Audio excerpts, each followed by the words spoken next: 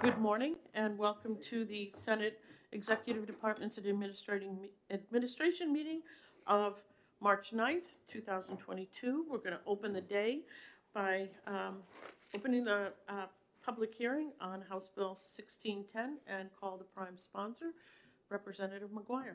Good morning, Representative. Good morning, I don't know if that's good. You're like, it's like, I think this is the first House bill that we're hearing, so. Gosh, what an honor. Good morning, Madam Chair, members of the committee. I'm Carolyn Mcguire of Merrimack District 29, and House Bill 1016, as amended by the House, eliminates the Department of Education certification for speech language specialists, but allows them to continue to work in the schools. Due to various changes in the laws, these specialists who have been working as in the field of speech language pathology but don't meet the full requirements to get a license as a speech language pathologist.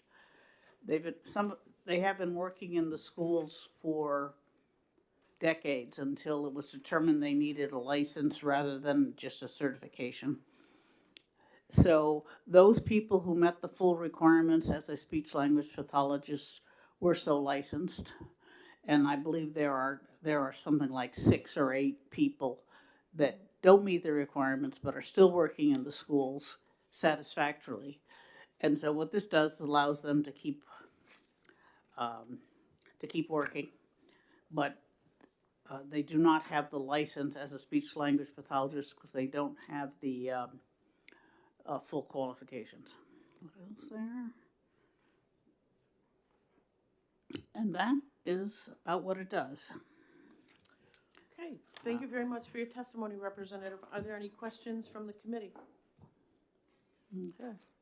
Seeing none, thank you very much. Thank you very much. The chair will call Victoria Chesterly. Did I get that correctly? Please come forward.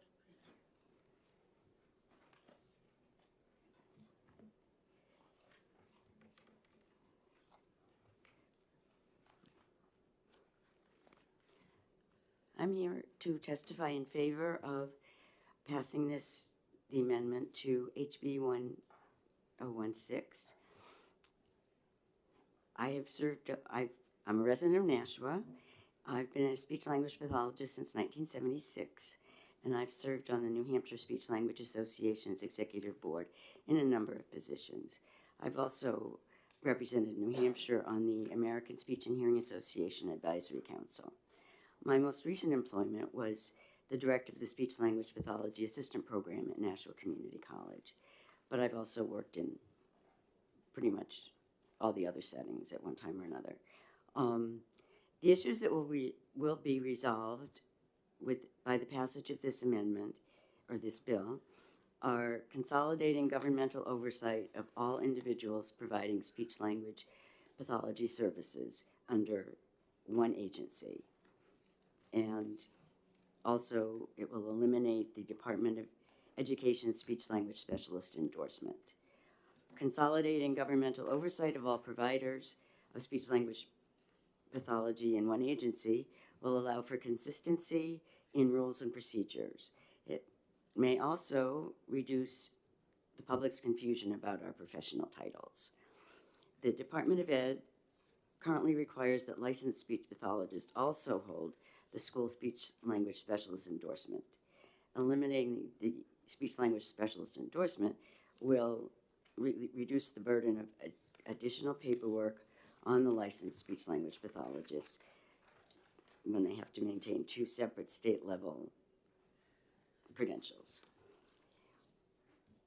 Initially, it was proposed that these individuals be granted licenses as speech language pathologists, but this conflicted with the requirements of the Audiology Speech Language Pathology Interstate Compact, which was passed while this initiative was being developed. It's necessary that New Hampshire comply with the requirements of the compact, So the American Speech Language Hearing Association suggested that a new license be issued for speech language specialists. By using an alternative title, the individuals holding that license would automatically be excluded from any participation in the compact. And I want to emphasize that this bill will allow only currently credentialed speech language specialists who have many years of experience in the schools to become licensed. They all have undergraduate degrees in communication sciences and disorders or speech language pathology, and master's degrees in things that are really relevant to working in schools, learning disabilities, early childhood special education, that sort of thing that would really enhance their practice. And they have all been providing exemplary services in the schools, and this new license would allow them to continue to do so. Thank you for your attention to this matter. Thank you very much for your testimony. Are there any questions from the committee? Okay, seeing, Senator Prentice. Thank you, Senator Carson, and thank you for coming before us this morning. Just one quick question I want to clarify. On the interstate compact, so the change in the language would align your Yes. members so that they could participate in that, or? Right now, New Hampshire is part of the compact Right. for speech language pathologists and audiologists. The speech language specialists they got their credentials so long ago that things have changed. Yes, okay. And calling them a speech language specialist license would eliminate them from participating in the compact, but everybody else could. Okay. And I'm pretty sure that the 7, 8, or 9 individuals are really not interested in participating in the compact. Okay. Some of them are very close to retiring, and a couple have retired since I started doing this. Okay. Thank you. Thank you, and thank you all very much. Thank you. Okay, are there any other members of the public who would like to speak to House Bill 1016? Okay, seeing none, we'll close the public hearing. Do we have, I think we have, yeah, we got 5 minutes. Do you want to go into executive session? Okay, Senator Reagan moves executive session. Seconded. It's been a long day already. Seconded by Senator Ricciardi. Okay, all in favor say aye. Aye. Any opposed? Okay, we have in front of us House Bill 1016. Senator Seconded. Reagan moves ought to pass. Seconded by Senator Prentice. Okay, is there any discussion on the ought to pass motion? Okay, seeing none, all in favor say aye. Aye. Any opposed? Okay. Senator Reagan moves consent, seconded by Senator Kavanaugh. Is there any discussion on the consent calendar motion? Okay. Seeing none, all in favor say aye. Aye. Any opposed? Okay. Who would like to do this? Senator Prentice. Okay. Okay. Okay, can I get a motion to come out of executive session? Well, we just have the other ones, but they're probably going to take a few minutes to do, and I don't want to get behind. Let's see, why don't we, do you want to take that? Because I see people in the audience that are here. Senate Bill 333, we have an amendment by Senator Avard, which is amendment, let me look here. Where'd it go? No, I have it. Everyone should have had it. Let's see. It's in here. It is number 0628S. And I will move ought to pass on amendment 0628S. Is there a second? Seconded by Senator Reagan. Okay. What this amendment does, it puts, it does 2 things.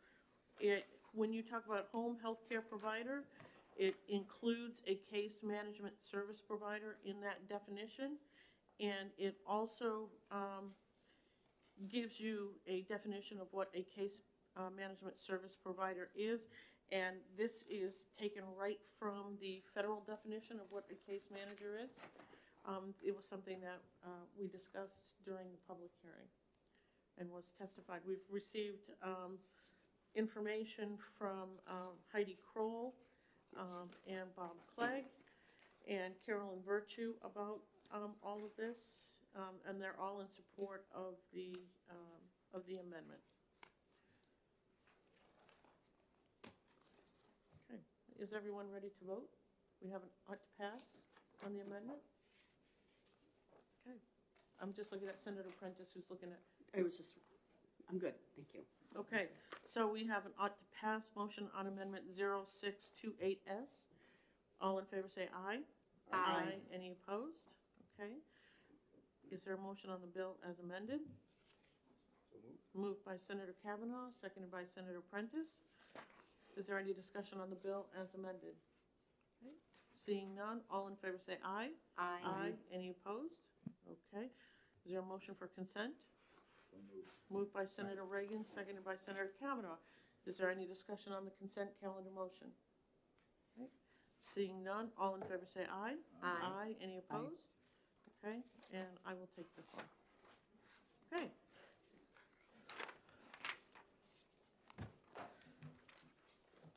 Okay, is there a motion to come out of executive session? Pardon? Well, we like to vote. Senator Prentice moves, we come Come out out. of executive session. Is there a second? Seconded by Senator Kavanaugh. All in favor say aye. Aye. Any opposed? Okay, we got just like a couple of seconds. Okay.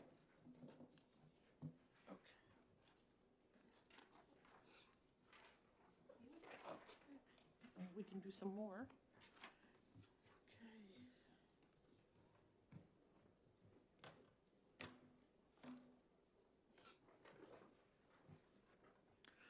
Okay. We're going to open the public hearing on House Bill 1062 and recognize the prime sponsors of Representative Mcguire.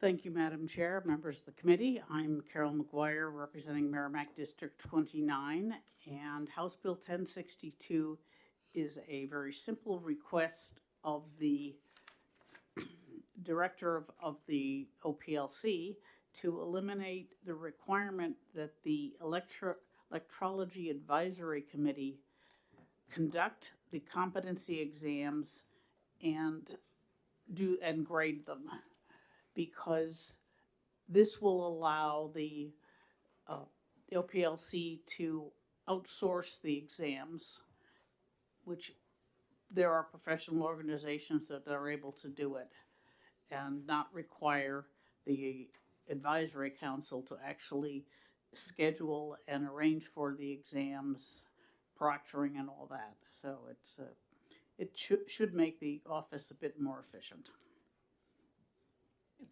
Thank you for your testimony. Are there questions from the committee? Representative Mcguire, I just have a question, and it's probably just a grammatical kind of question. It looks like on lines 8, 9, and 10, there's strike-throughs in section 1, 2, and 3, so it looks like, okay. The sentence reads, "The committee shall advise the executive director regarding the implementation of this chapter." But there's a division sign there. No, there isn't. The square brackets are what's deleted. That all goes away. Yeah, but it says the committee shall, and there's a division sign. At least there is on the one that I have. It's Dear okay. me, it looks to me as though that's actually a struck through colon. Okay. If it's not, it ought to be. That's You would see, this is what I have. No, I See? see it, yeah.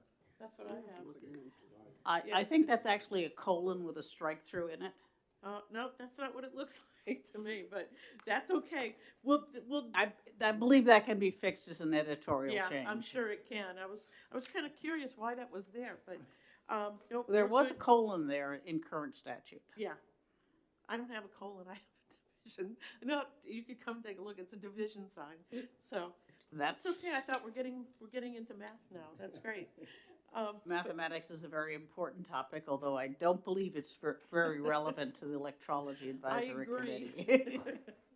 Okay, are there any further questions or comments? Seeing none, thank you very much. The chair will call Lindsay Courtney.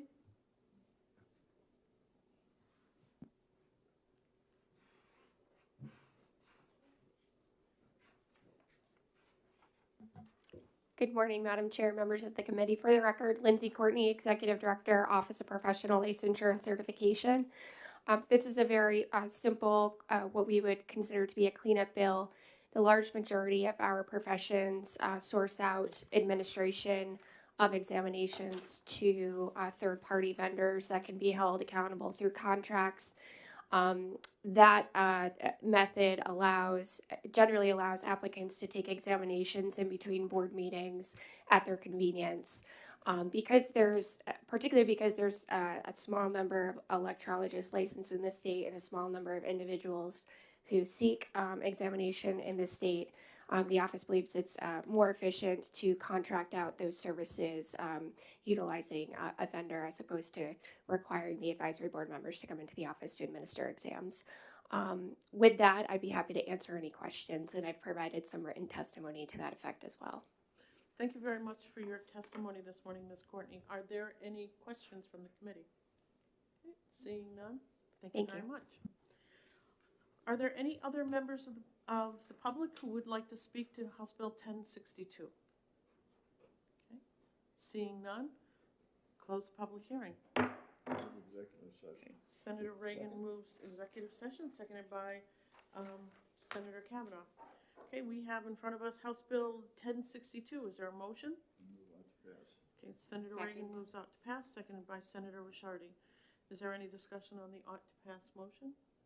Okay, seeing none, all in favor say aye. Aye. Any opposed? Okay, no. Is there a motion for the consent calendar?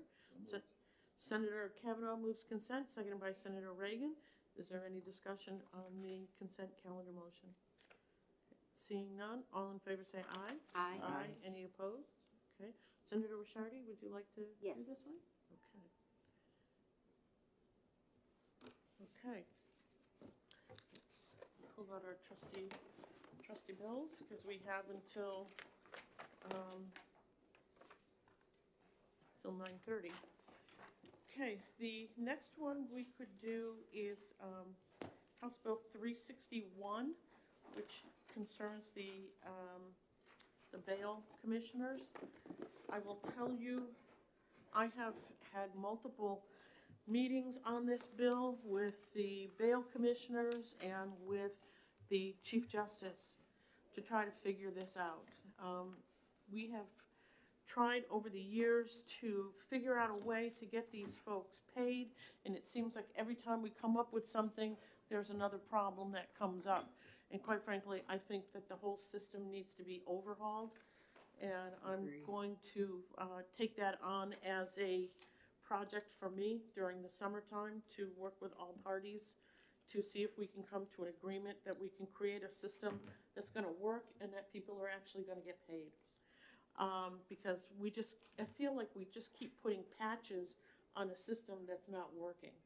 So what I'd like to do is to pass this over to finance, so at least we can make sure, or at least try to make sure that they're going to get paid mileage. I think that is appropriate, to have that added on to the fee that they actually are supposed to receive. So I'd like to make a motion of ought to pass on House Bill 361. It will go to finance, and hopefully finance can look at this and maybe they have a suggestion about how to ensure that these folks are going to get paid. But I really do think this whole system needs to be overhauled, and I will work with all parties this summer to come up with something that's actually going to work. So I'd like to. Who's going to pay these people?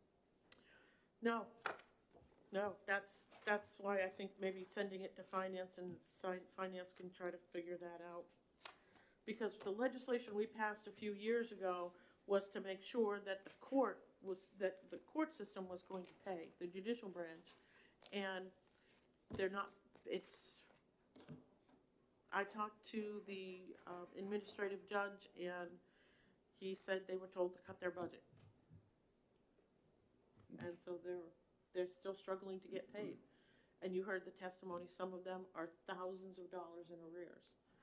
And we have to come up with a better system than what we have. And I had a meeting with the Chief Justice, and he talked about turning them into magistrates as opposed to bail commissioners.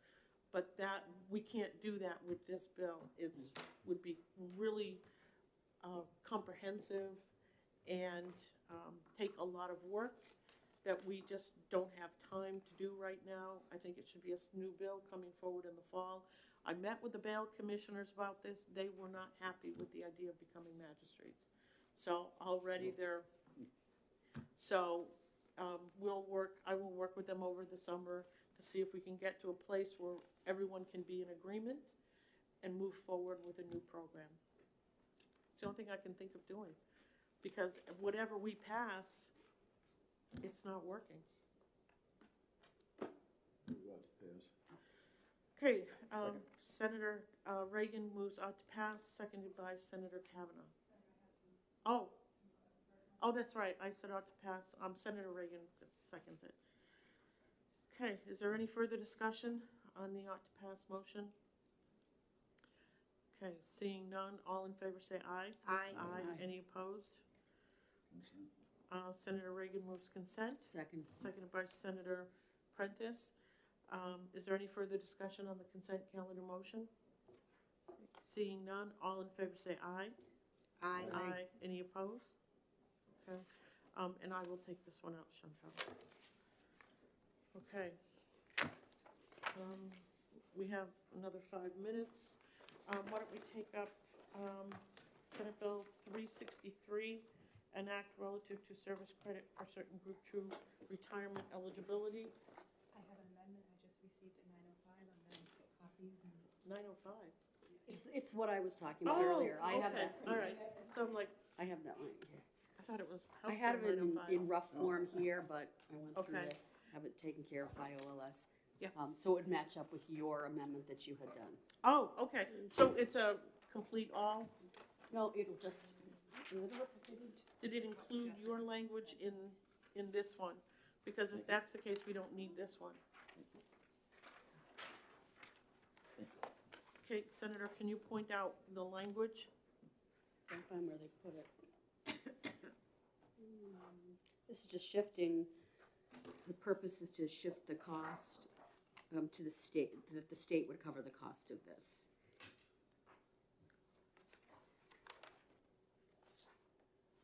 Okay, so it'd be F. The state and the political subdivision costs associated with this paragraph shall be determined by the actuary and certified by the Board of Trustees of the Retirement System and shall be funded annually from the general fund. That's it. Okay. Okay, good.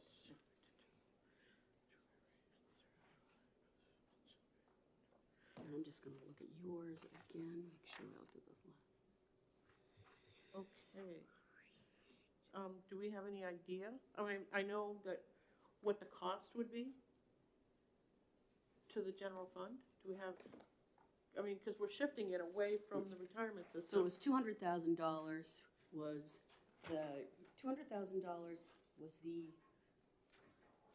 that's what the initial fiscal note said, but it also said that, you know, it would be, that is a rough estimate based on the fact they don't know how many people will actually take advantage of this. Right. So, you know, and if you spread that out over time, certainly it grows larger in terms of if this is carried over years. But that's, you know, that was what was in the initial fiscal note. Okay. Because the amendment that I had done, I believe it was section E, which says the additional credible service purchased under this paragraph shall not be used as credible service for the purpose of determining eligibility for medical surgical benefits as a retired employee. And if everyone remembers, we sent the parties out between the Department of Administrative Right. Service and the Troopers Association and a couple of other folks to try to come to some sort of compromise, because we had just gotten that letter from the Department of Administrative Services saying that there were some issues. It seems that the language in E takes care of those issues. I'm just concerned about the language in F. I don't know what the impact is going to be on that. How did you come up with this language? I came up with it, just the local communities were concerned with carrying this, so we shifted it to the state to take it from the general fund to carry it, and it was in the original fiscal note for the bill.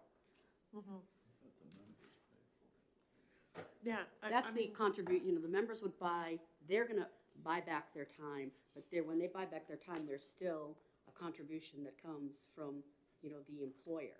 So instead of it being the local government, it would all be shifted to state government.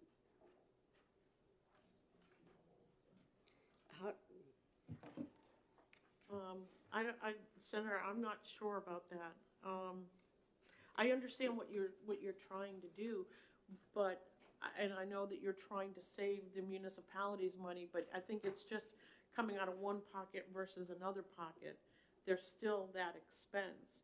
So I'm really uncomfortable with 27, 28, and 29. We didn't have any testimony really about that. I know, Mr. Demers, you're here. Do you have any comments on this at all? Oops, sorry, that's me not eating breakfast. So you may remember that the Municipal Association did testify against that provision. Correct. Because there were, in the fiscal note, it does say that there is a potential $210,000 expense to the local communities. So the idea behind Senator Prentice's amendment was to eliminate any cost to the local communities by having the $210,000 picked up by the state. When the fiscal note was done by the retirement system, they also projected the state would have a $30,000 expense. So really what it does is it takes the combined $240,000 and it has the state pick that up. And quite frankly, I don't even know what the $240,000 was for. It was never real clear what that expense would be, because the way this bill is written, if you remember, it's those individuals who are in that middle tier of the retirement system. And it gives them the opportunity to buy the years to get them back to 20. So if they ended up being switched from 20 years to 21 or 23 years, they can buy those additional 2 or 3 years so that they could retire at 20 years when they were hired and were under that impression. So I'm not really sure what the projected $210,000 ever was, because the whole cost is absorbed by the individual who's buying out, their additional years. So I think the general feeling, though, was if there was a nominal expense, this would give the state the ability to absorb it rather than the local communities. Yes, Senator Kavanaugh. Thank you, Madam Chair. Mr. DeVore, so that even if that 240, that would probably be the max. And I agree with what you're saying, because the member should have to pay for that, the employee should have to pay for it, and that would be the max number. If this number is right, if everyone took advantage of that, right? So that would be the maximum amount of people that could take advantage to get that time back if they choose to, right? Well, I believe the actuary used potentially 90 employees, they said. So it's always an estimate when you're trying to figure out, right, the cost to the retirement system, but it is not every single employee who's in that middle category. They estimated that maybe 90. If you remember, we thought it was going to be more like 25 or 30 that might take advantage of it. So in all likelihood, the number is going to be less than 210. Thank you. Okay. Why don't we hold off on this, because I think we need to, I'd like to look at this a little closer. Senator Ricciardi? Just for discussion purposes, I do want to say that I agree with this amendment because I can't see passing this off on the municipalities. I would not support doing that, so I do support the amendment, just for discussion purposes. Okay, yeah, because we need to get back on schedule, so. Okay. Is there a motion to come out of executive session? So moved. Okay. Is there a second? A second. Okay.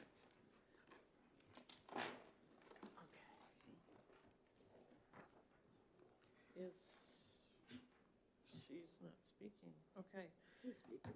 Okay, we're going to go ahead and open the public hearing on House Bill 84. This bill was filed by Representative Cushing. I think we all know that Representative Cushing has passed, and Senator Waters is here to present the bill. Thank you, Senator Waters, for doing this.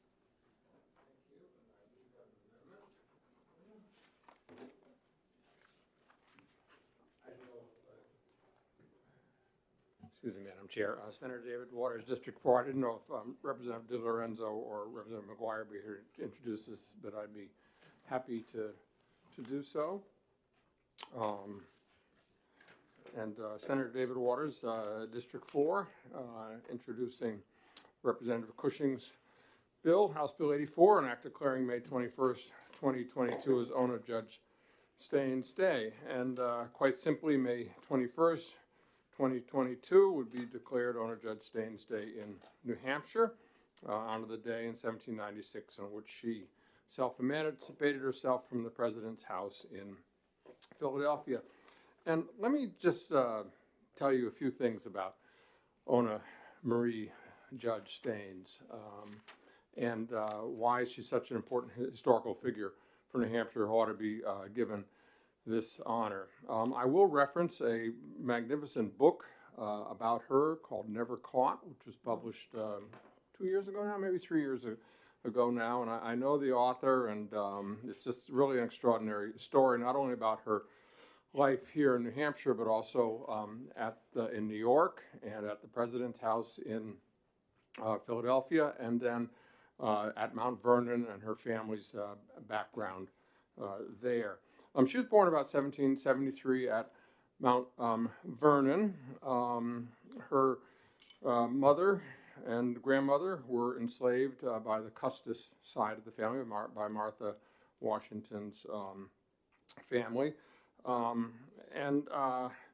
Her mother's case and her grandmother's case is interesting because both of them had relationships with white men who worked for Washington. And like so many of plantation culture in the South, the culture at Mount Vernon seemed to be that any white male employed by George Washington had rights of sexual access to black women on the plantation. And this fact is something that probably plays a large role in why she absconded to New Hampshire. Now, she became the personal attendant, or what was called then the body slave, to Martha Washington, which really meant that she managed Martha Washington's affairs from her wardrobe to appointments to anything else that Martha Washington desired, and was very much her companion. Wherever she was, Ona was to travel as well. We know that at age 16, she was in New York City when the president had been elected as our first president, and the capital was in New York City at that time, and that Ona probably participated and got to know many members of the black population in New York. And then there was also a large enslaved household that accompanied the president there. And, you know, when you think why Portsmouth, well, 1789 in that summer was the first presidential trip, was Washington traveled to Portsmouth, New Hampshire, and he had an entourage of several enslaved people with him. And it's quite likely that those enslaved people at that time met enslaved individuals in Portsmouth because of the many places that Washington stayed, and also the relationship between the Washington family and the Langdon family. John Langdon, and one of Langdon's daughters was quite close friend with one of Washington's granddaughters, which again comes to play with this. So Portsmouth might have been seen to her as a community that she could get to by ship and had a free black population and a fairly substantial enslaved population as well that could be a place that would harbor her. The president then moved to the president's house in Philadelphia, and here's where this judge's story gets interesting, because the law in Philadelphia said at that time that after 1780, slavery was abolished, particularly in Philadelphia, gradual emancipation, but it said that anybody who owned a slave from a slave-owning state could keep their slaves in Philadelphia so long as they did not live there for more than 6 months. And you could never yourself have residence as an owner in Philadelphia more than 6 months, or else you no longer had the rights to hold people enslaved. So Washington would regularly trick his enslaved people to take day trips to New Jersey, say. And one owner judge took one of those with Martha Washington for 1 or 2 days, plus the Washington chef, Hercules, who also escaped from the household. And then the plan was to send Ona back down to Mount Vernon because the 6-month clock was ticking once again. Also at this time, Washington had determined that Ona would be given as a wedding gift. It's a wedding gift to Martha's daughter. And this apparently precipitated Ona's desire to escape. Not only did she not like that daughter, who had a reputation for bad temper and ill treatment of enslaved people, but also the man whom she was marrying was a profligate, and I think she very realistically felt that she'd be raped by him. So she decided she made careful plans with the free black community and a minister, particularly in Philadelphia, and escaped on a night when the Washingtons were at dinner, got on a ship captained by Captain Bowen of Portsmouth, New Hampshire, and came up here. Now, Washington relentlessly tried to pursue her, and he sent agents up here. He had explicit letters instruction to try to lie to her, to trick her to get on board, to claim that she would be restored back to Mount Vernon and her freedom might be promised to her. But Washington advised to use every deceit necessary to trick her back into slavery. And this continued until, through the period from 1796 to 1799, during which time Ona Marie Judge married William Staines, a local sailor in Portsmouth, and she had her first daughter. But in 1799, one of Langdon's daughters happened to recognize Judge on the streets of Portsmouth, and she mentioned this to her friend, the granddaughter of Washington. So Washington knew where she was again, and sent his son-in-law Burridge up here to try to kidnap her and get her on shipboard. So she got wind of this, probably by an African-American servant living in the Langdon house, and she absconded to Greenland, New Hampshire, where she spent the remaining 49 years of her life. Now, she moved into the household of John Jack, who had been enslaved by the minister of Greenland and had a household there. It's in a swampy area now, way out in the woods. Visit it, because that's the burying ground for Ona Marie Judge Staines and her 2 daughters. Her one son went to sea and was never heard of again. And she supported herself in a variety of ways, known for her needlework. Her daughters were known as watercolor painters, but they lived an impoverished life and a very difficult life out there. But she had to hide out, and she was a fugitive slave until the day she died in 1848. She gave 2 interviews in 1845 and 1846 to a state abolitionist paper and then to a national abolitionist paper, when she told her story, her thirst for freedom, and her rather pointed remarks about what she considered the false Christianity of George and Martha Washington. An extraordinary story. She is celebrated in Philadelphia and at Mount Vernon, and now we want to celebrate her here as well. There are efforts underway to preserve her her gravesite and to see if there's some way to further access to that. So I do have an amendment that makes a change. I had worked with Rennie on this bill, and I think there are a couple of changes that we didn't quite get to, and I realize I gave you my last copy of, oh, I have it right here, I'm sorry. I loaded it up, get one. So could I have a copy of it again? Excuse me. And did you pass these out? Okay, thank you. So two changes. She should not be called a maid. That's just an entirely inappropriate term. Wasn't historically accurate at the time and isn't appropriate to the actual role she played.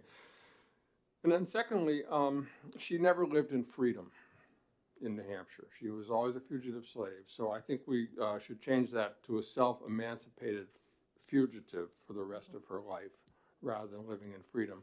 And as you know, as I'm sure you know, New Hampshire didn't abolish slavery until 1858, and there were enslaved people owned by New Hampshire folks as late as at least the 1840s. So this would be more historically accurate, and I think give the due respect to her story. So sorry to go on so long on the history, Senator Carson, but sometimes you do like a little history, huh? Yeah, of course, of course. It's a great story.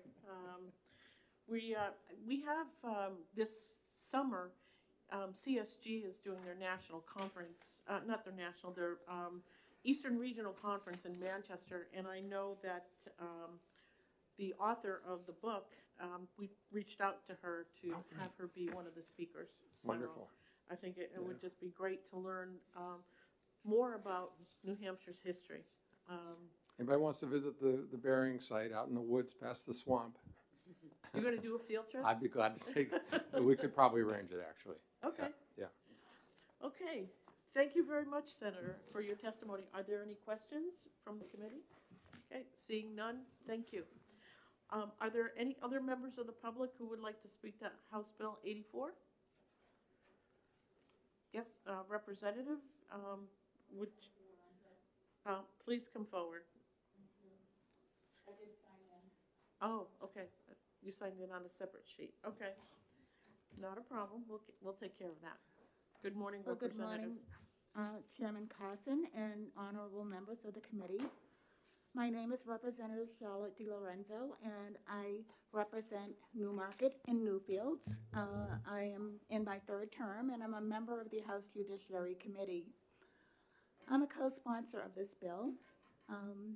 I was very happy to see it put in as an LSR.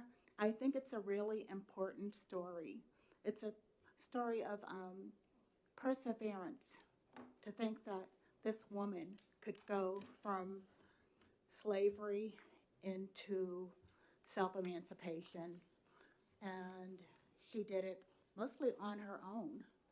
You know, back in the days of enslavement, I think it's important to know that there were women slave owners, and most of those women slave owners inherited their enslaved people, and sometimes they were used as a dowry during marriage.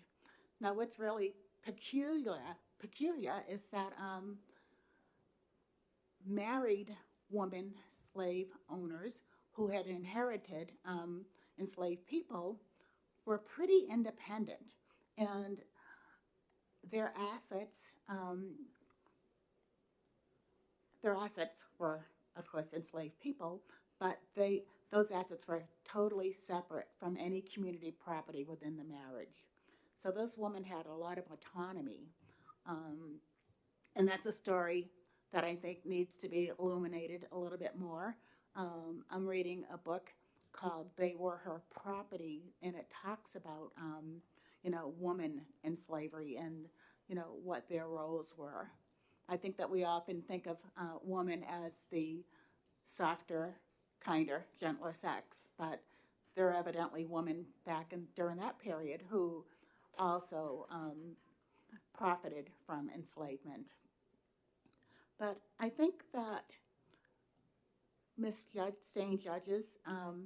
Judge Staines' story is a story of perseverance. It's one that we all in New Hampshire need to hear and learn.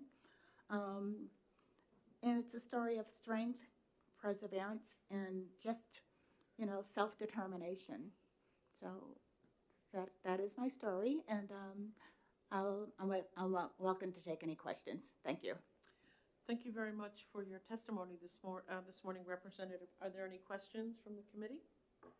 Seeing none, thank you very much. Thank you.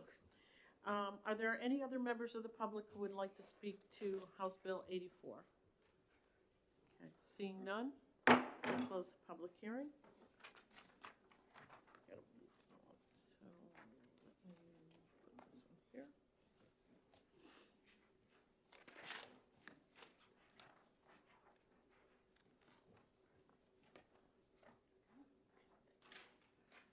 Representative Mcguire is not here. Okay.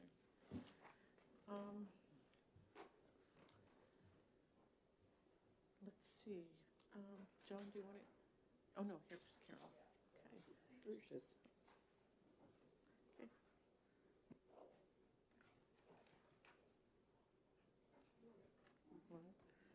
Okay.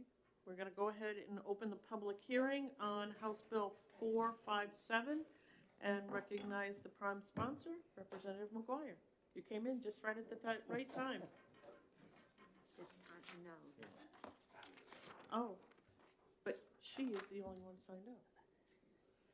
Yes, it was significantly, that bill was significantly amended, so I will Okay. talk to you about it. All right. Good morning again. Representative Carolyn Mcguire from Allenstown, Epsom, and Pittsfield. House Bill 457 was a fairly major revision to the duties of the Legislative Youth Advisory Council.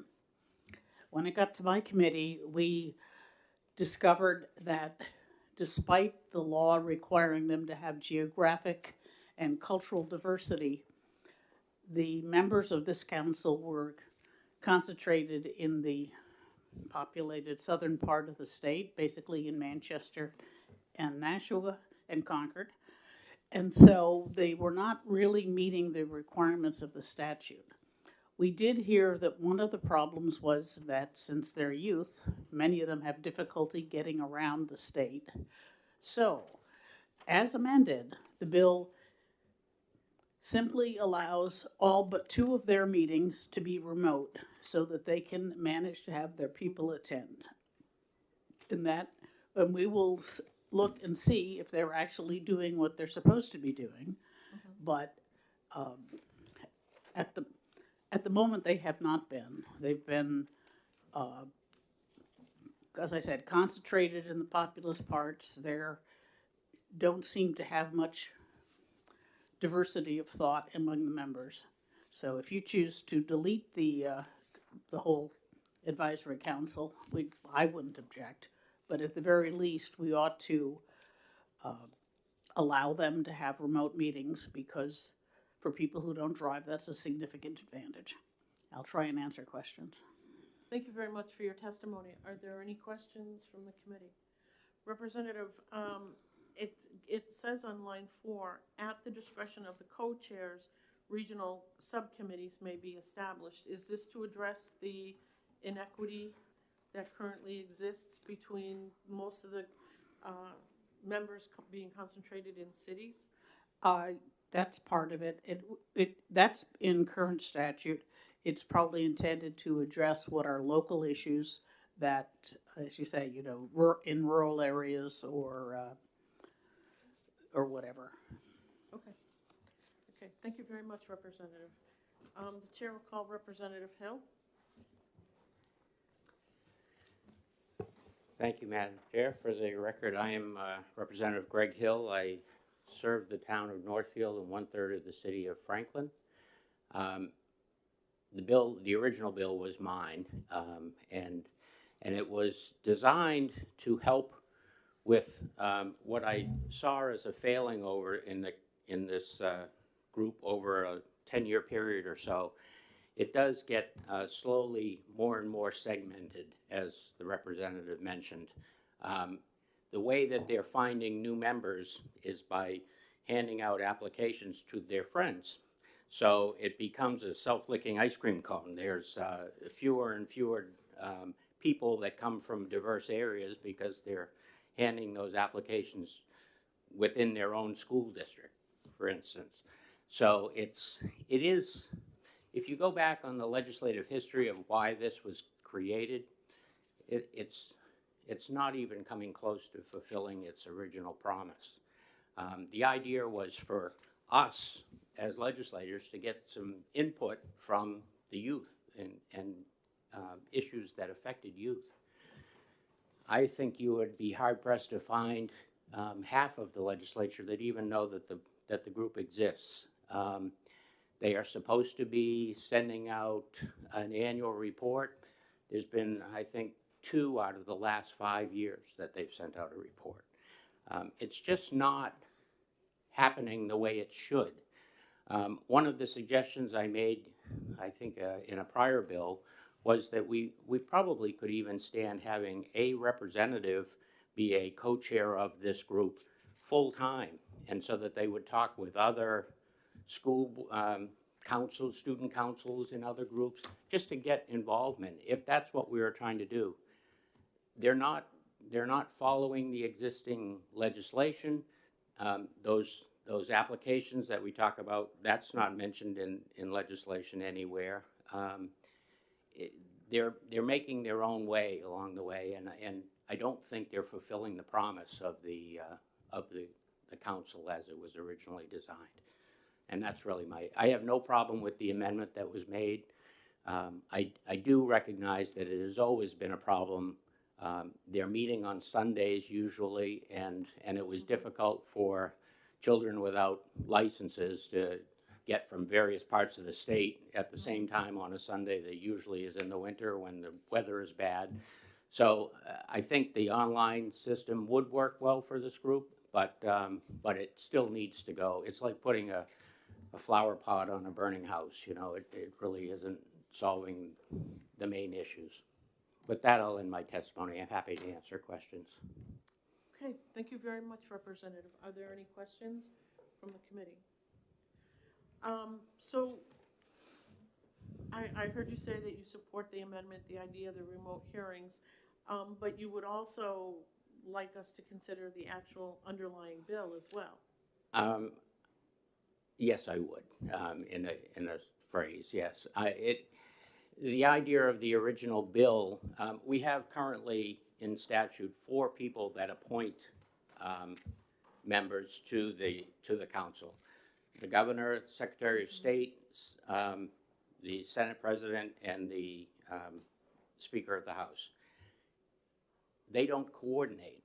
So you end up, it's very, you know, the original charge was that you were supposed to have a diverse population. You were supposed to have charter school members, traditional school members, socioeconomic areas. You were supposed to have as many as you possibly can. But it's very hard when there's 4 groups that don't coordinate to end up, just by chance, I guess, with a diverse group. So the original legislation was designed so that there would just be the Speaker of the House and the Senate President who would take input from the other 2 that are named in current legislation. And it was really a trial. It was a way of trying to see if this would help with the diversity, because we certainly don't have the diversity as we stand now. Okay, thank you very much. Thank you. Okay, are there any other members of the public that would like to speak to House Bill 457? Senator Waters? Thank you, Madam Chair. As long as I'm here, I just thought I'd put in a few words. I very much support Senator Waters' District 4. I very much support the bill as it is presented here, and I would caution against any further changes at this time. I think let this see how it develops with the Zoom meetings, and I think that the issues that Representative Hill raised are are important. They should be reporting and so on. But I will say this, that having attended one of their meetings recently, I was deeply impressed by the expertise of these students and the preparation that they had brought to it. I think that, you know, I think it's an opportunity for the legislative advisors to encourage them to make sure that they're following appropriate procedures on recruitment and appointment of members to it, and that they are doing their reports. But these are, you know, fully engaged and really, really sharp young people. And so I think that this may address some of the issues that are raised, but I just would encourage the committee at this time not to go beyond what is presented in the House bill at this time. Thank you. Thank you very much for your testimony. Are there any questions for Senator Waters? Seeing none, thank you very much. Okay, are there any other members of the public who would like to speak to House Bill 457? Okay, seeing none, we'll close the public hearing. Would you like me to sign in on that? I signed you in, Representative. Forgery. Always good to have Yes, it's forgery. It's forgery. It's forgery. I'm going to jail. Okay.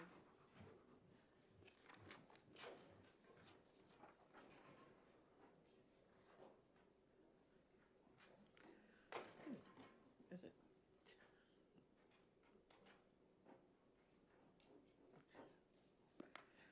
Okay.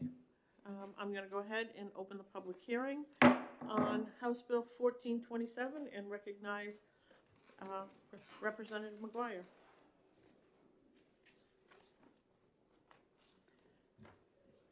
Thank you, Madam Chair. Members of the committee, I'm still representing Allentown, Epsom, and Pittsfield. And House Bill 1427 revises the membership of the Speech Language Pathology and Hearing Care Provider Board. Instead of one hearing care provider, it adds a licensed audiologist and a hearing aid dealer, because the two groups are not homogeneous. They're very distinct, and they need separate representation on the board. It also adds alternates to the members of the board, which will help to get more people involved, learn what the board does, and also prevent the issues of maintaining a quorum that a number of boards have been suffering lately.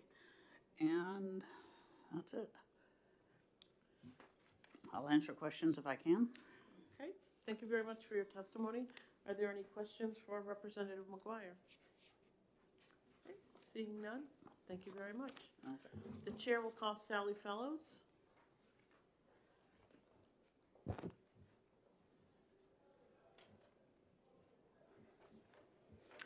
Thank you, Madam Chair. Do you not have cards to sign, to speak? You No. just do the list? Yeah, we just do the list. Oh, okay.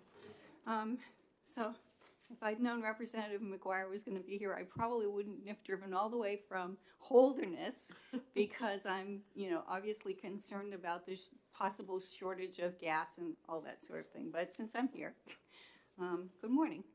The only thing that I have to add about that is that this is being done because the combination of the two boards was part of HB2 last year. So it was just, this isn't something that we thought up. It was just an oversight, I'm sure, to not have included an audiologist on the board to begin with. And to echo what Representative Mcguire said about the alternates, the ED&A in the House Committee has heard multiple times complaints from OLPC about the difficulty of being able to hold a meeting or make decisions because of lack of a quorum. And so adding the alternates to this board is not the only board that we're trying to add alternates to this year. It's kind of a new strategy. So.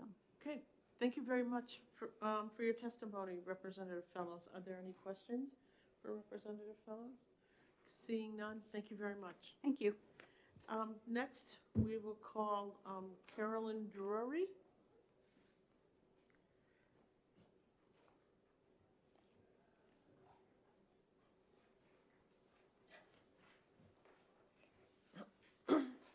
Good morning, Senator Carson and members of the committee.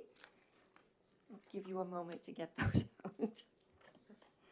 Copies of my testimony, as well as copies of Chapter 328F, Allied Health Professionals, which is the law that actually defines the composition of the new board, and then also Chapter 326F, which goes through the definitions of the various professions involved. I have been a first certified and then licensed audiologist in New Hampshire since 1983. I have worked actively as such in New Hampshire for 38 years until my recent retirement last June. I am here to testify in support of HB 1427 for the New Hampshire Academy of Audiology.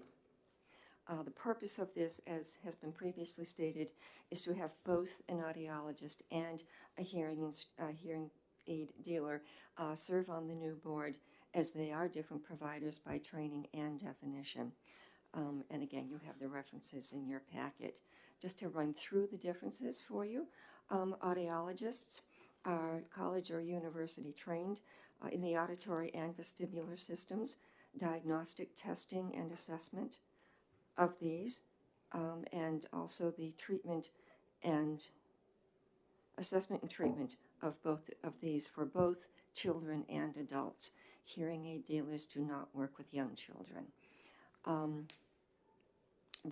And our scope of practice also encompasses the fitting of appropriate assistive hearing equipment, including hearing aids. So we do have some overlap there.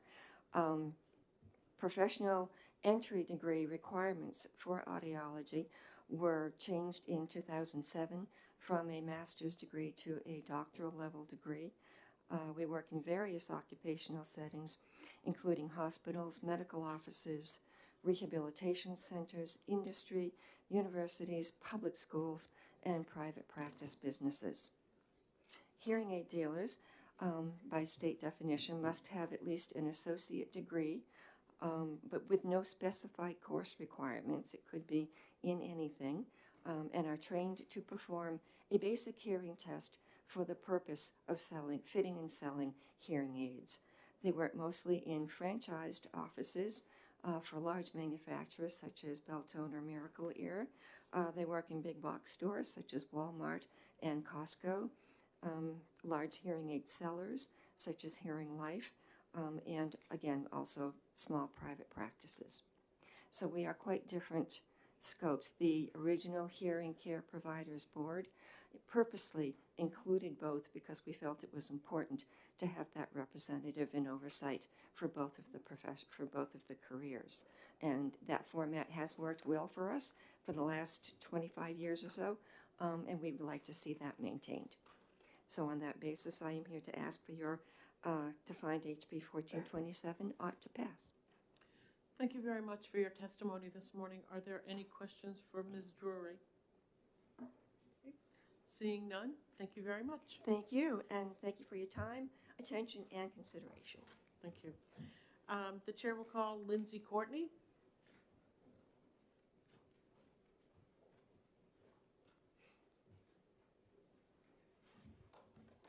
Good morning, Madam Chair, members of the committee. Lindsay Courtney, Executive Director, Office of Professional Licensure and Certification.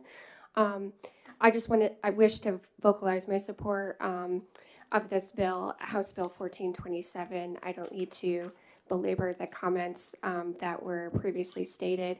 Essentially, House Bill 2 merged the Speech Language Pathology Board with the Hearing Care Providers Board and only provided for one member of a hearing care provider that could include either an audiologist or hearing aid dealer. So by virtue of the fact that they're different professions, we'd like to make sure that those professions are represented on the board.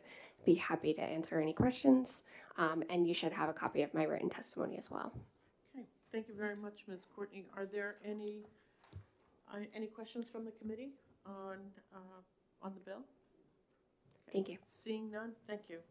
Okay, are there any other members of the public who would like to speak to House Bill 1427? Okay, seeing none, we'll go ahead and close the public hearing. I think we have. No executive session. Okay, Senator Reagan moves executive session, seconded by Senator Kavanaugh. Okay, we just did House Bill 427. Is there a motion? Senator Prentice, move ought to pass? Move ought to pass. Okay, so we have an ought to pass. Is there a second? Second. Seconded by Senator Reagan. Is there any discussion on the ought to pass motion? Seeing none, all in favor say aye. Aye. Any opposed? Okay. Senator Reagan moves consent, seconded by Senator Kavanaugh. Is there any discussion on the consent calendar motion? Negative. Seeing none, all in favor say aye. Aye. Any opposed? Okay. Senator Reagan, would you like to do this one? Okay. Okay, we can take a look at a couple of the other ones that we've already done this morning. I'd like. 84 since Central Walker's waiting. Yeah. He's waiting for the next one. But still. Okay, we have House Bill 84. Okay, we have an amendment. So are you making the motion on Senator Waters' amendment, which is 0995S? Yes. Okay, so we have an ought to pass, which has been moved by Senator Kavanaugh, seconded by Senator Reagan on amendment 0995S to House Bill 84. Is there any discussion on the amendment? Seeing none, all in favor say aye. Aye. Aye. Any opposed? Okay. Is there a motion on the bill as amended? So moved. Moved by Senator Kavanaugh, seconded by Senator Prentice. Okay, we have an ought to pass as amended. Is there any further discussion on the ought to pass as amended? Seeing none, all in favor say aye. Aye. Any opposed? Okay. Is there a motion for the consent calendar? Consent. Senator Reagan moves consent, seconded by Senator Prentice. Is there any discussion on the consent motion? Seeing none, all in favor say aye. Aye. Any opposed? Okay. Senator Kavanaugh, would you like to take this one out? Okay. Okay. Do you folks want to talk about House Bill 457? Take that amendment. No, this one does not have an amendment. No, it's passed. Okay, this is the Legislative Youth Advisory Council. We have a motion of ought to pass by Senator Reagan, seconded by Senator Prentice. Is there any discussion on the ought to pass motion? Okay, seeing none, all in favor say aye. Aye. Any opposed? Okay, is there a motion for the consent calendar? Consent. Second. Consent calendar, moved by Senator Reagan, seconded by Senator Prentice. Is there any discussion on the consent calendar motion? Seeing none, all in favor say aye. Aye. Any opposed? Okay, Senator Prentice. Do you want to take it out? Yeah? Thanks. Okay.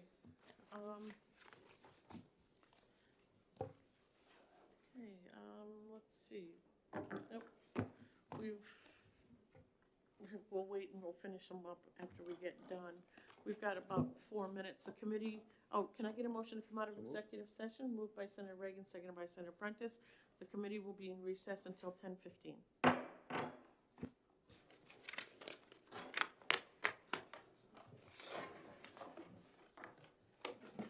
Oh, shoot.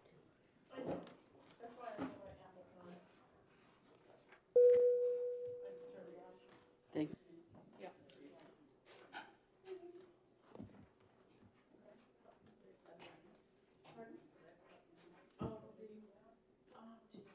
I think I only have mine. Which one do you need? Yeah, it just took a couple of words out.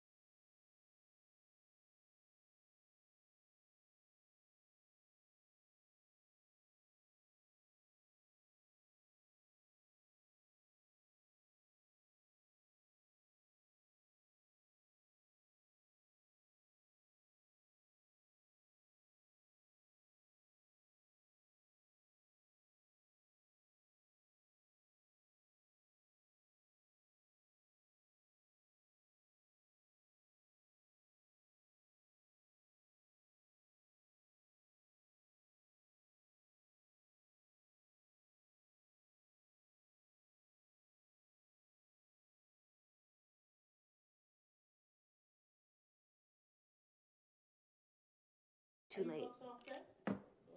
Turn everybody back on. The committee will come out of recess and we will open the public hearing on Senate Bill 1586. And let's see, who is the recognized Representative DiLorenzo?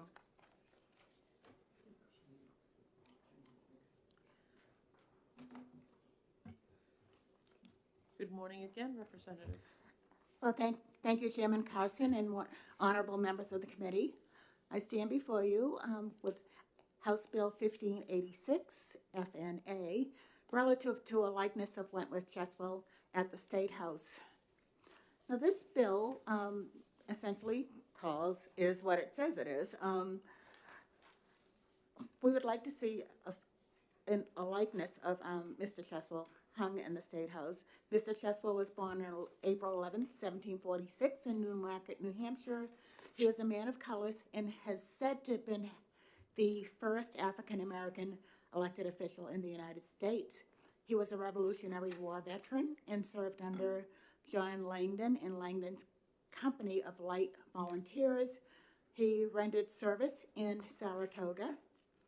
Now, Mr. Cheswell, along with being a veteran, was an elected Newmarket town official, and he served the town in various elected offices from 1768 until his death in 1817.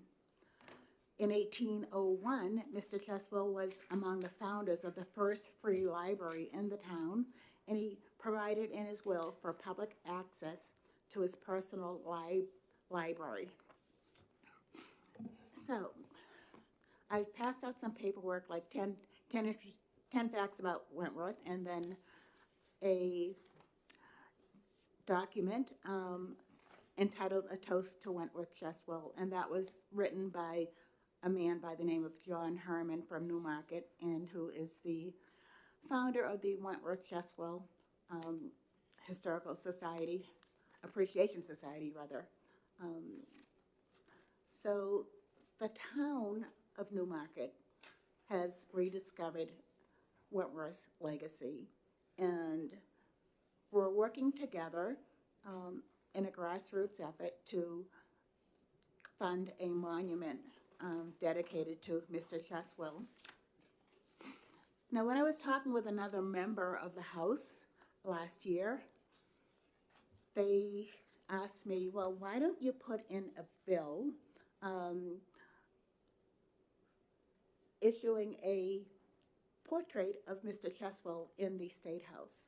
And I thought, well, that sounds like a really good idea because of the service that he has rendered to New Hampshire. He was kind of a hidden figure for some years. I think he was celebrated throughout the town of Newmarket up until around the turn of the century. And then, you know, things quieted down.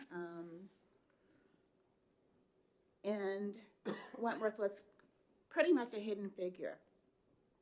Back in the 90s, a man by the name of Richard Alperin lived across the street from the the Cheswell family burial plot on Elm Street in Newmarket. And he became curious about who the Cheswells were.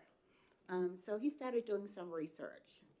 A couple of years later, Mr. Alperin moved to South Main Street, and he had bought a house right next to the Cheswell Cemetery. And so he did tons of research. He visited the collection and worked from the collection about Wentworth Cheswell papers at the UNH library. And he's a person who, Mr. Alperin's a person who sort of like revived the legacy of Wentworth Cheswell.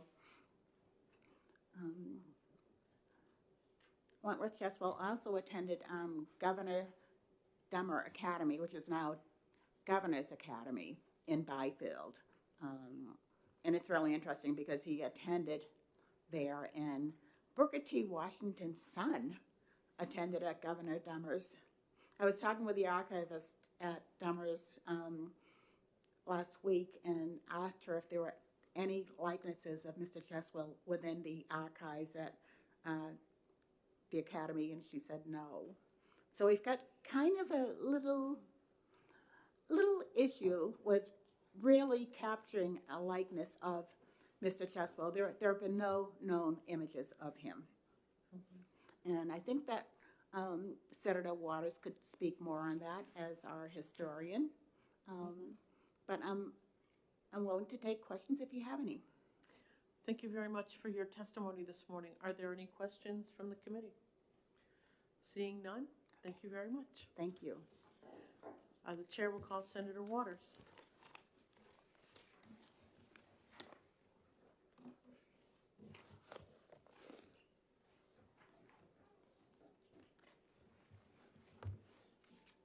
Thank you, Madam Chair. Senator David Waters, District 4, and I'm here to speak in support of House Bill 1586 and serving on the Joint Legislative Historical Committee with you, Madam Chair. I think that the committee will find this an extraordinary opportunity to celebrate in the State House somebody of such national significance. He was elected to public office roughly from 1768 until his death in 1817, which is just an incredible record in a number of offices he held, but also is the first person of color to hold elected office in the history of the United States. And that's an extraordinary tribute to New Hampshire's democracy. And one little side note that has been mentioned too is that he was actually elected as the Newmarket representative to write the first New Hampshire Constitution. So he apparently could not attend, maybe because of illness, but that really suggests that he was entrusted to create the document of freedom for the state. If you want to see something of his legacy, his father was a housewright, and if you go to the John Paul Jones house in Portsmouth, that's one of the many, many buildings that his father, Hope Still, had done the framing for. And also, I mean, again, this extraordinary man, he was worried about attacks on Newmarket, perhaps because he was riding with Paul Revere and was one of the fiercest of our patriots. So he set about to personally, in his own hand, copy the town records of Newmarket. And they are now on deposit in the University of New Hampshire Library. So if you want to see his very elegant hand, you will see it there. So in terms of the image of a likeness, I think the difficulty here is that we do not have any image of him, nor do we have a thorough description, except noting his mixed racial heritage and his very light complexion. And so I felt that it would really be inappropriate to actually try to have a portrait, because it would be an invention. And I think that's an awkward kind of thing to do. When the Harriet Wilson sculpture was created over in Milford, the first person of African descent to publish a novel in the history of the world, 1859, she was from Milford, there were some pretty thorough physical descriptions of her in her own autobiographical novel. Plus, there was a line drawing of her that she used on the bottles of her hair restorer, which she marketed and sold for many years. So there was some evidence there, and there was a lot of discussion with the artist that, you know, get a comfort level of this is an appropriate depiction. But here we just don't have anything to go on. So my amendment suggests that we have a commemorative plaque. This, in fact, I think is even better solution, because we can get some information about him. Because it's a portrait, who really knows who that guy is, you know? Okay? But I think if we have a commemorative plaque, that would be a very good way of communicating his story and really be a pride to have in our State House collection. So that's the amendment, and I don't know if do you have copies of it? Yes. Okay, Yes, we good. do. So you're all set. So thank you, Madam Chair. Okay, thank you very much for your testimony, Senator. Are there any questions from the committee? Senator Reagan? I'd just like to comment that he must have been a very humble man to have been that wealthy and successful and not commissioned a portrait of himself. Well, you know, portraits were a rare thing back then, but you know what he decided to do with his money?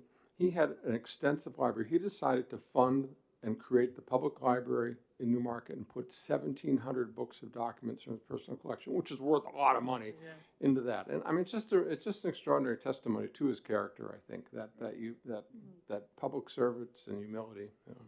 Yeah, you wish there had been some sort of likeness for him that we could hang. We could have a portrait, but I think I like your suggestion, Senator. Thank you. And I will support it. Okay, thank you very much, Senator, for your testimony. Are there any other members of the public that would like to speak to House Bill 1586? Okay, seeing none, we'll close the public hearing. I think we have a few minutes. Would you like to go into executive session? Executive session. Okay, Senator Reagan moves executive session, seconded by Senator Kavanaugh.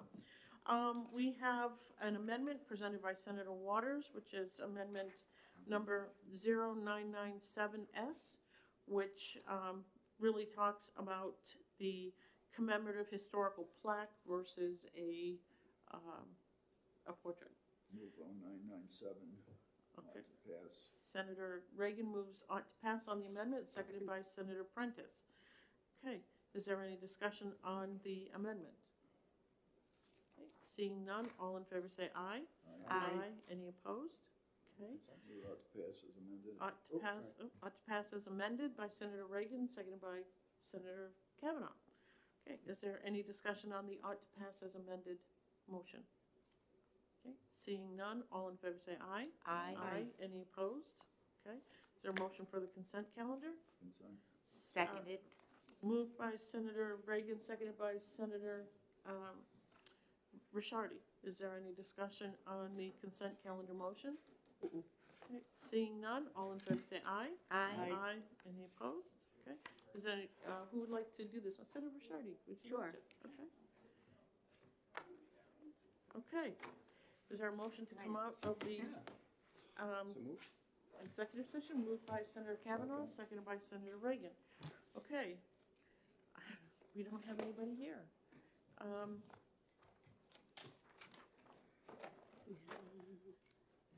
This happens when we start hearing House bills. Sometimes they're not here. That's why I look at the sheet first and I see who's the first person. Because most Gee, of we the should have time, just kept Senator Waters, he's a co-sponsor. there's no one. There's no one. Okay. Who is the sponsor of this bill? Horgan? Oh, Representative Horgan. Okay, Senator Waters is on it. Could you look outside to see if Senator Waters is still here? Because he's also on this bill. Is he out there? He does. Yeah, I know, but I figured he'd probably be out in the hallway. Yeah. Having a conversation. Could you introduce this bill? It's House Bill 1441. It is Representative Horgan's bill dealing with establishing a commission tasked with organizing, arranging, and coordinating tributes. Okay, thank you. Not this one. So I'm back, folks. All right, I'm back. Well, you're fine. You're I'm here, still Senator. Senator Waters. Yeah. I've got to open the public hearing, but I'm glad that you're here, Senator. It's always a pleasure having you here. Thank you, Okay. Senator And- David Waters, District 4, introducing House Bill 1441, establishing a commission to organize the observance of the 250th anniversary of the Declaration of Independence. You know, who knew? So soon, it's 250 years, right? I certainly remember when it was, 200, right? Yes. And I think I was probably involved in some of the commemoration of it. Anyways, this is part of a national movement to have state commissions to do this, and as we did with the bicentennial of the Constitution and the Bill of Rights, and of course with the State House bicentennial, and I suspect we're going to see a bill about the quadricentennial of the arrival of settlers in New Hampshire in 1623. We'll probably see one of those next year. So this bill is set up to organize and coordinate tributes to the American Revolution, culminating with the signing of the Declaration of Independence, and coordinate those activities of recognition of the 250th anniversary. You've got the members here. You've got the duties. Again, these look very familiar to the State House ones that we did. And so there it is. I have already had some conversations with the head of New Hampshire Humanities who would like to participate and perhaps help find some funding for the efforts that are done. And Senator Carson, as you well know, we have an extraordinary early copy of the Declaration that we may be able to have on display. And of course, there's the one down at the museum in Exeter too. So this is extraordinary thing. And New Hampshire's connections through its signers and through the events around the Declaration in 1776 are just, it's a great history. So this is going to be a good commission to make sure that, and we've got to educate our students too about these things. So thank you, Madam Chair. Thank you very much for your testimony. I hope you noticed today is History Day with the committee, with all the bills that Yeah, we've really. had. So it's always a good day when we can learn more about the history of our state. Are there any questions for Senator Waters? Seeing none. Thank you very much, Senator, for testifying on the bill. We have to close this out. Are there any other members of the public who would like to speak to House Bill 1441? Okay, seeing none, we're going to close the public hearing. Senator Reagan moves. We go into executive session, seconded by Senator Kavanaugh. Okay, we have in front of us House Bill 1441. Okay, we have an ought to pass motion. Is there a second? Seconded by Senator Prentice. Is there any discussion on House Bill 1441? Hey, who wants to volunteer to serve on this? You have to decide now. No. As we say, Usually time we'd flies. like to have an idea when there's a commission that we're going to put our stamp on. I nominate Senator Waters. Second. That's great. He's not here. He's perfect for it. Gone. Okay. Very good. Okay, so we have an ought to pass motion. All in favor say aye. Aye. Any opposed? Okay. Senator Reagan moves consent. Seconded by Senator Ricciardi. Is there any discussion on the consent calendar motion? Negative. Okay, seeing none, all in favor say aye. Aye. Any opposed? Okay, and I'll do this one. Okay. I have, we've got, do we have 10 minutes? So 10:45 is not the next Yeah, we have 10 minutes. There is one more that we need to exec, which is one of our bills. It is House Bill 411. We have held on to this bill as long as we can because it is a fiscal note bill. What my intentions to do with this bill is I'd like to move interim study on this bill, and we'll get it on the table. I will ask to have it placed on the table. Second. Okay, Senator Reagan seconds the interim study. And we'll have it on the table. If we can get what we need, where we need to go, we can take it off the table. If not, we will continue to look for a House bill that we can attach it to. With an amendment. I appreciate that. I was applying on that. It's good to. Yeah. I appreciate that because there is some work that has to be done. It's an important issue to the presentation. So Yes, I agree. important issue. I Thank you. agree. So we have a motion of interim study and a second. Is there any further discussion on the motion of interim study? Okay, seeing none, all in favor say aye. Aye. Aye. Any opposed? Okay, is there a motion for the consent calendar? Okay, Senator Reagan moves consent. Is there a second? Seconded by Senator Prentice. Is there any discussion on the consent calendar motion? Okay, seeing none, all in favor say aye. Aye. Any opposed? Okay, Senator Kavanaugh? Please. Okay. Thank you. And I just want to make it clear that I do want to get this on the table, and hopefully Officer Doherty will go through the process, and we'll have a vehicle to work with. Some calls to find out where that is Okay. too. Okay. Do you folks want to take up 363? This is the last bill that we have.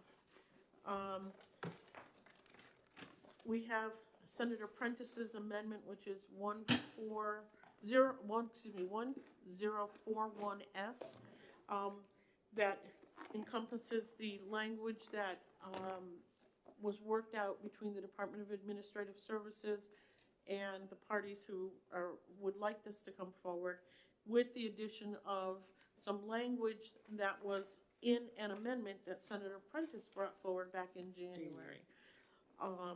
So we have the amendment. Is there a motion on the amendment? Okay, Senator Reagan moves ITL. Okay, is there a second on the ITL? Ought to pass? Okay, there's no second on the ITL, so we have an ought to pass motion. Is there any discussion on the ought to pass motion? I just do have a We need a question. second for it? Oh, Yeah, okay, Senator Prentice. Yeah, I'll seconds. second it. Okay. Is there any discussion on the ought to pass? I have a question. Sure. Thank you, Madam Chair. From the January 27th amendment, from line 9 to 13, is that going to be added into the 1041S amendment?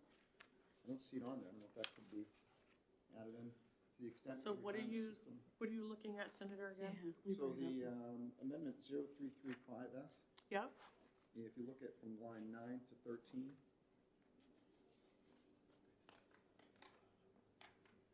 Gotta find it. 9 to 13. so number 2 to the end of that amendment. And then I just don't see that, and it looks like the first paragraph on 1041S, when you look at line 8, going back and forth, sorry about that, with 335, it ends on line 16 on 1041. And shouldn't we add that in to that below 16, line 16?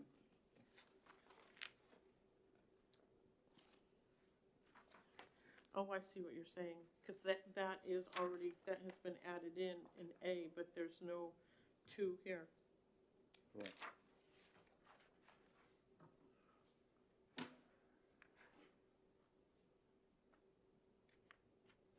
I think what here, because this basically, I think, is saying the same thing as section F, because it says to the extent that the retirement system determines that the increase in liabilities of a Group 2 employer for the credit purchased under this paragraph is greater than the employee's payment under subparagraph 1, such additional liability shall not be assessed to the employer, but shall be paid from the state general fund. So that does sum up, 27 to 29 sums Yeah. that up, you think? I think it does. Senator Reagan? Okay, the reason for my objection is, just to give you a little history, since this is History Day. So 16 years ago, I was the only Republican member of the commission to study the retirement system. And one of the things I learned was there was a constant practice in the general court to bargain for whatever improvements that the employees could get in their retirement, and then, when that wasn't enough, they would then go to the legislature, and the legislature usually complied with granting whatever they wished. What happens when that happens is, all the towns that have very few employees are on the same hook as the cities are who have a lot of employees. And it transfers that burden to the localities that don't have a lot of employees to share the burden along with the cities. So if you believe that that's a fair thing to do, and you people that represent cities, I guess you can see it that way. But this is just another assault on somebody else to pay for increased benefits for somebody else's employees. Okay. Senator Rashadi? So I first want to say how much I support our police and fire and all that, but I do want to reference the municipal association. Has this been rectified? Because she's, and I know Senator Prentice, you're with me on the local cause, but it says that they have no opposition to the language of the bill, and they also support the police and fire, but that the funding mechanism that would amount to a significant impact on municipalities in the amount of $12.4 million in unfunded liability. So that's the state part of the fiscal note. If I remember correctly. I thought the point here was to shift, so the municipalities wouldn't be carrying the burden locally by passing this. If it went to the state, then the state would, and so, That's what I'm just clarifying, that this is, has this been corrected? That has been it- corrected. and I just wanted to, Their concern when they came forward was about the cities and towns carrying this. and I am And, too. yes, so that, the ask here is that we shift what is considerably a small amount. It is, not everybody is gonna take part in this, and it, it shifts it back to the state. And I think it is, with, in respect to Senator Reagan's point, I hear your concern, but I also feel like we have an obligation to these employees to have I feel an obligation to have an alternative for them. I actually think it's a costly alternative, and that's why a lot of people aren't going to use it. But we're having trouble right now recruiting. The first time ever I've seen advertisements for fire departments in this state, including sitting right here in Concord, that can't get firefighters to come and work for them. Okay, we're down now 2 in Lebanon. And we can just sweep the state and look at all of the communities. In fact, we've established a workforce committee to start talking about this with the Department of Safety because it's such a concern. So here is, since the retirement has changed, this is one alternative that we could put on the table and offer to them, and they really carry, the employee themselves, the largest piece of this. So that's why I support this. Okay, and I think we have to look at the bigger picture of where we're headed in terms of recruitment, and that ties into it. So the local piece has been shifted. It's been shifted to the state. It is a small amount of money, even if it gets used in comparison to what it may have been locally, which I still think would have been small, but I also want to pay due respect to the smaller communities that would be on the hook for this. Boom. I'm done. For now. Thank you. Thank you for restating my objection. I believe that this is going to be an ongoing cost every year for the state. I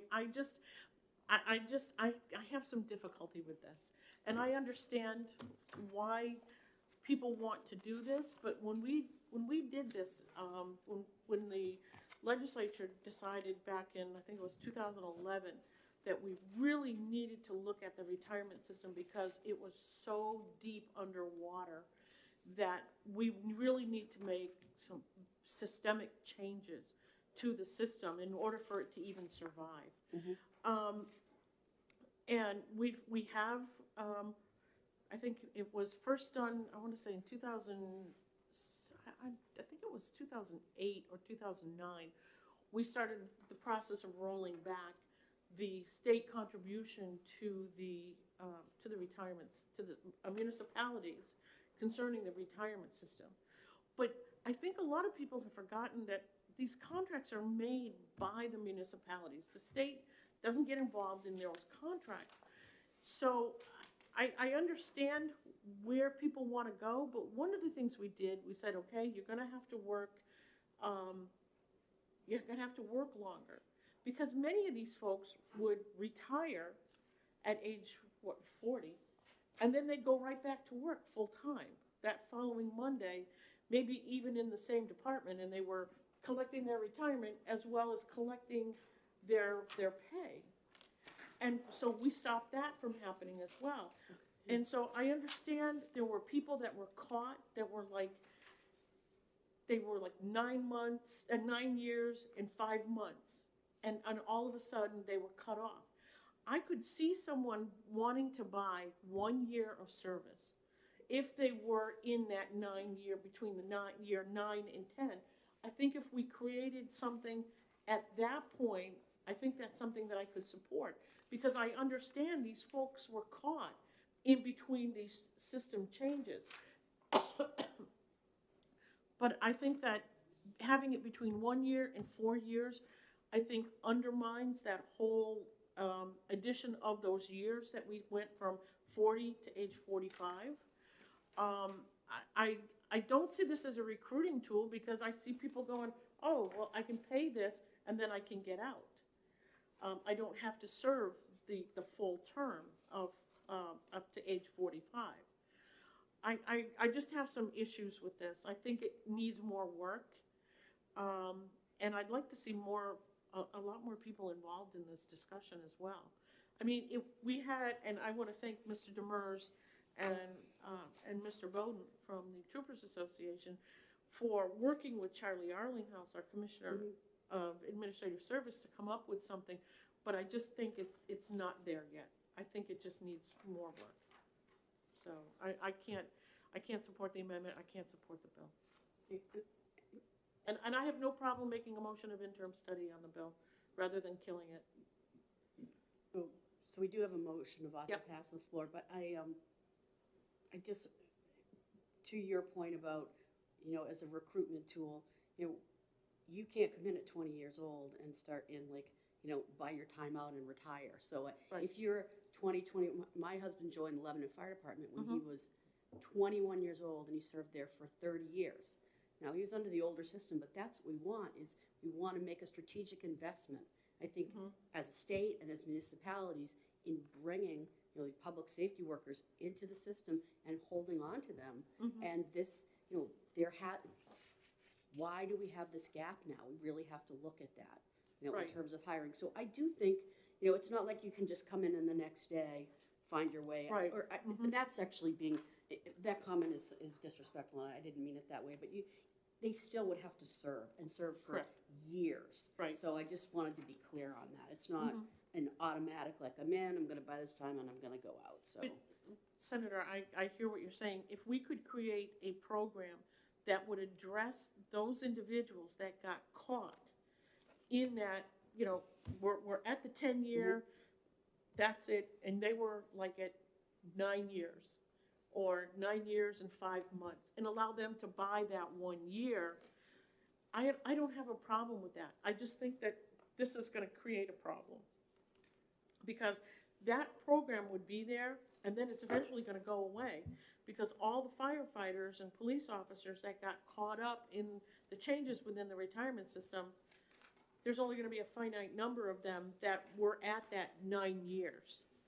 And they can take advantage of that, or they can decide to work. But I think if we go beyond that, I think it really kind of subverts what we were trying to do to keep the system together. And I keep telling people, because we always get these bills where people want to make changes to the retirement system, the changes that were made are working, and they're paying off, and we're paying off that unaccrued liability. And I believe it's 2039, that liability is going to go away. And then you can do whatever you like with the retirement system. It's going to be up to the legislature at that period of time, the changes that they want to make.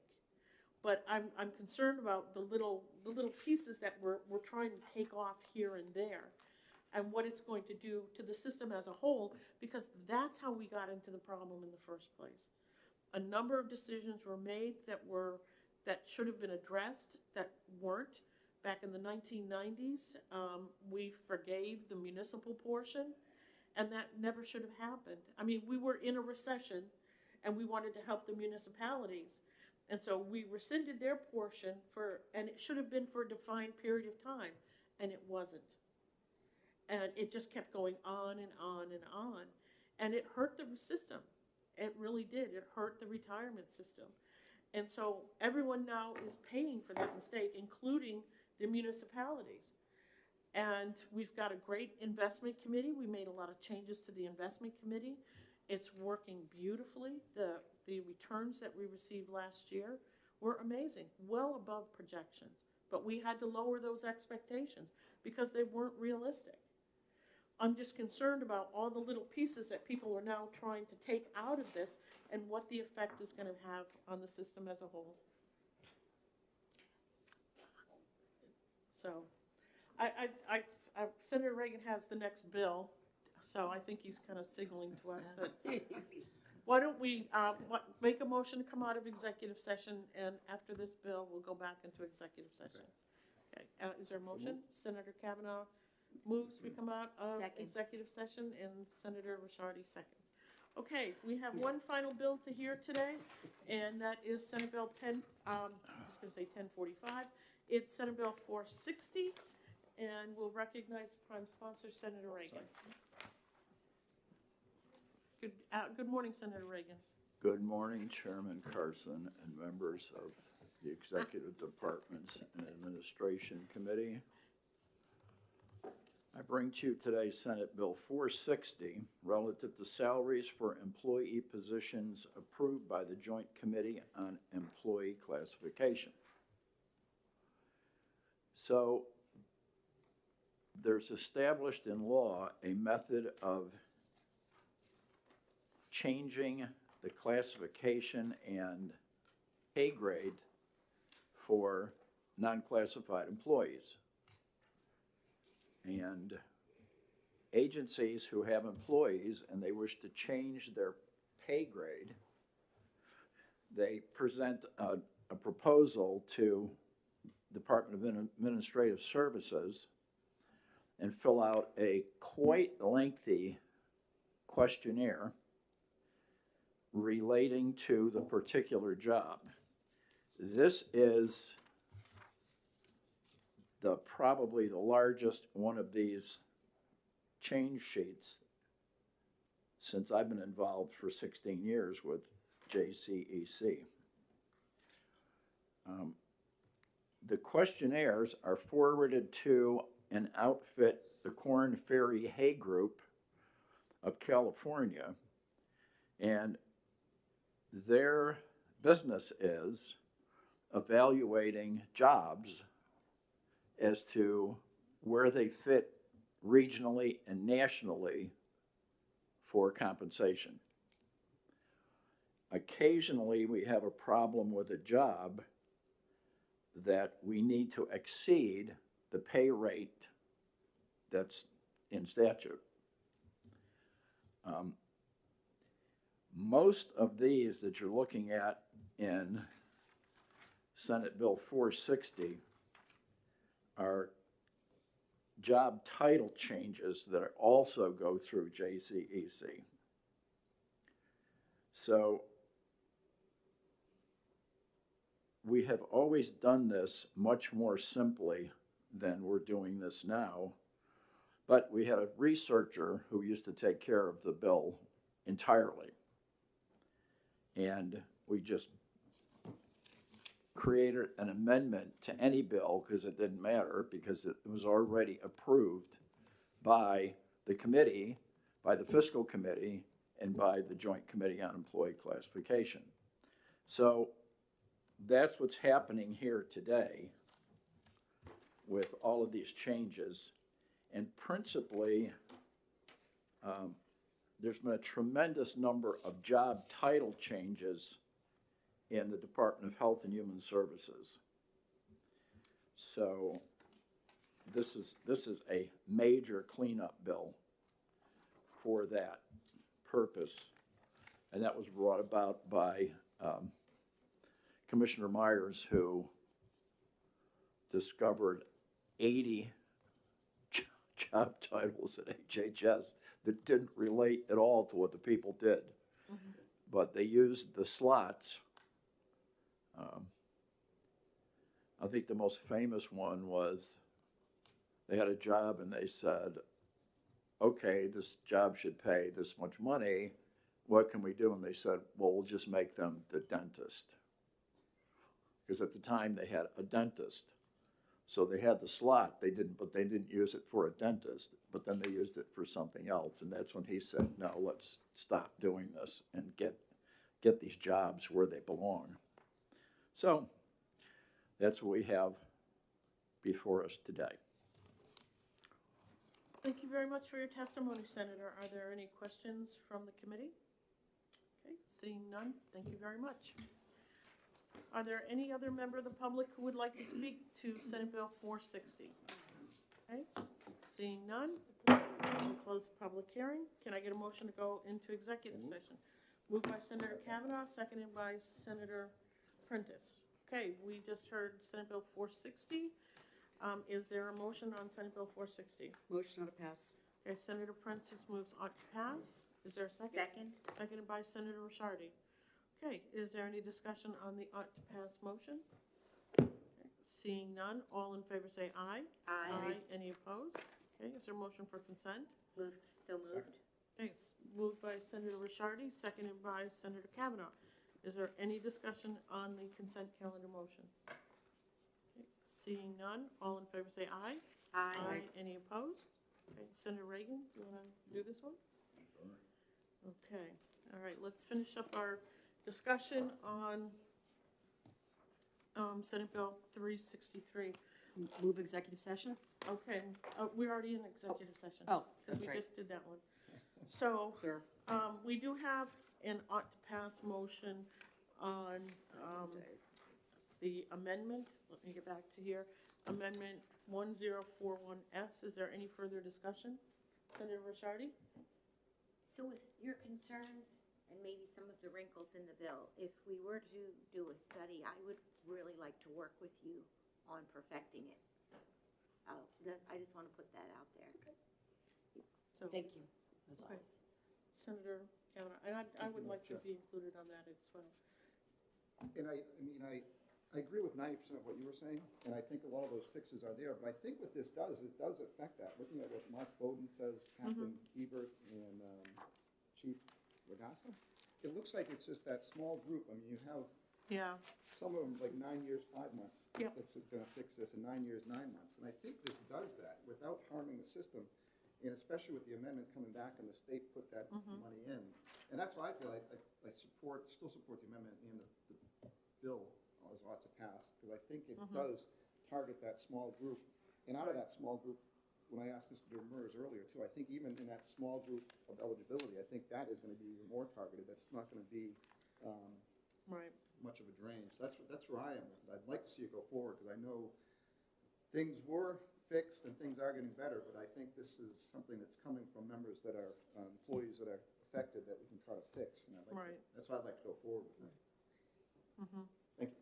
And Senator Carson, I would just like to point out that this does apply to that middle tier, so they need to have 20 in before they can buy. Right. So just to, again, dig a little deeper, it is still going to promote longevity in service.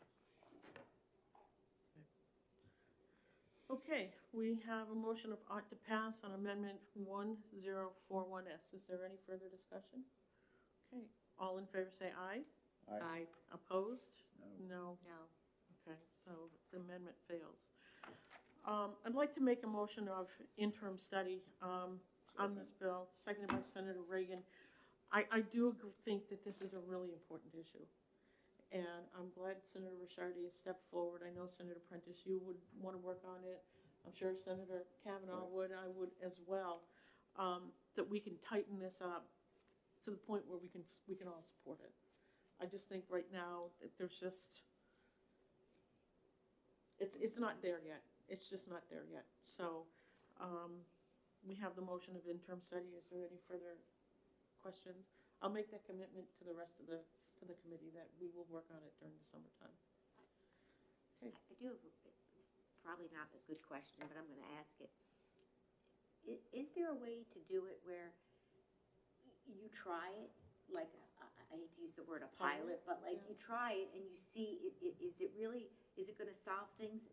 And then if not, if it does, then we make it permanent, and if it doesn't, then we go work on it. They know what the real impact is.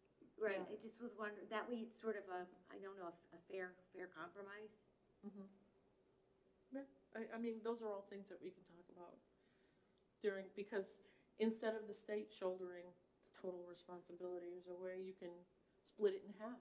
The municipals take half and the state pays half. I would not support that, because I already feel that the state took away the retirement program, just like they did the meals and rooms sharing, so I wouldn't support that.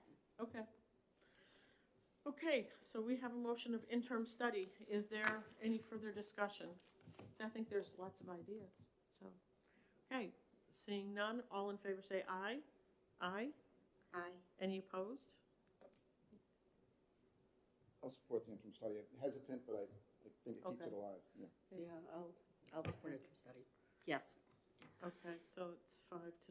Is there consent calendar motion? Senator Reagan moves consent. Is there a second for the consent calendar? I'll second. Okay, is there any further discussion on the consent calendar motion? Seeing none, all in favor say aye. Aye. Any opposed? Okay, and I'll take this one as well. Okay, folks, that was our last Senate bill. We've got, everything done up to this point. I have scheduled, there's 6 bills, scheduled for next week. And, we're in a really good place. So I don't want folks being here in April when the weather really starts getting nice. That's great. Yeah, so, anyway, thank you all very much, and we'll continue the work. Is there a motion to come out of executive session? Yes. Moved by Senator Kavanaugh, seconded by Senator Prentice. Thank you all very much. You're welcome. Thank you.